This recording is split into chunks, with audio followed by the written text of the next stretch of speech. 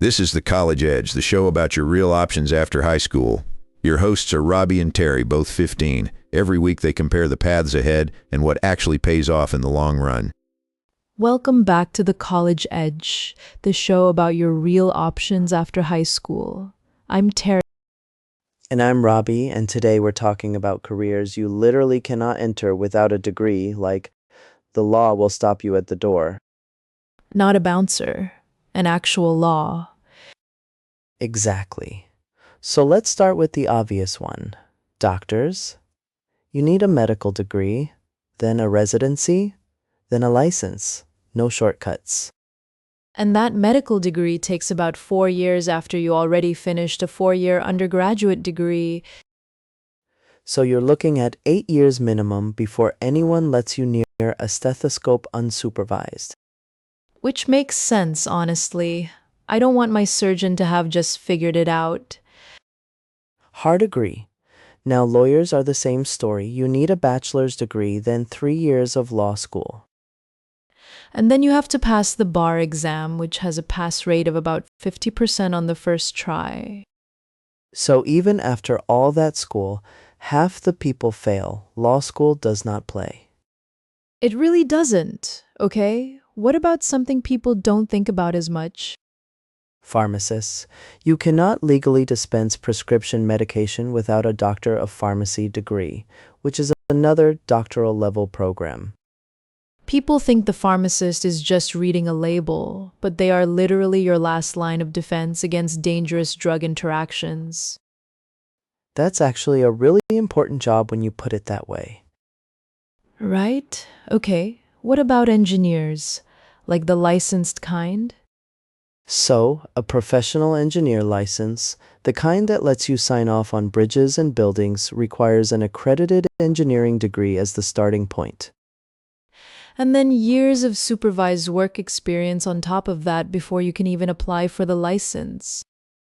Because if a bridge falls down, that is a bad day for everyone. Understatement of the century. Now, here's a nuance I want to throw in. There are jobs adjacent to these fields that don't require a degree. Like paralegals work alongside lawyers, and surgical techs work alongside surgeons, and pharmacy techs work alongside pharmacists. So the degree gates the independent practice, not necessarily the industry. That's a smart distinction. You can still be in the room, just not the one holding the pen on the legal brief.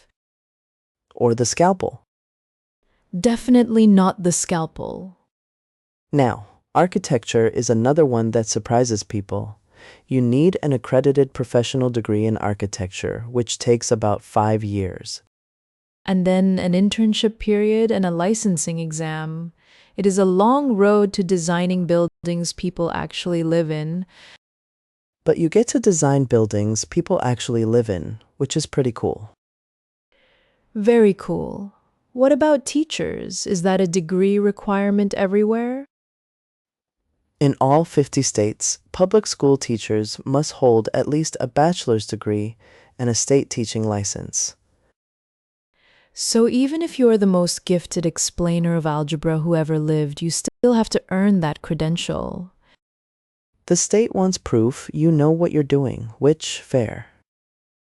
Now I want to push back gently on one thing. Some people say these requirements are just gatekeeping. And that's a real conversation worth having because some licensing rules have historically been used to keep certain people out unfairly. So the credential itself isn't automatically good or bad. It depends on what it's actually testing and who has access to the training. That's very nuanced of you, Terry. I contain multitudes, Robbie. So, what's the takeaway here for a 15-year-old thinking about their future? If you have a career in mind, Google whether it has a mandatory licensing requirement, because that tells you exactly how much school is non-negotiable. And if it does, start planning early, because 8 years of training is a lot easier when you're heading towards something you actually want. And look into financial aid, scholarships, and loan repayment programs, because many of these fields offer help specifically because they need more people. Doctors in rural areas, for example, can get significant loan forgiveness for serving communities that need them. So the degree is the cost of entry, but there are often tools to help you pay that cost. All right, that's our episode. The law is real, the training is long, but the careers on the other side of that door are genuinely meaningful. Do your research, talk to people in the field, and don't let the length of the path scare you off before you even start. See you next week on The College Edge.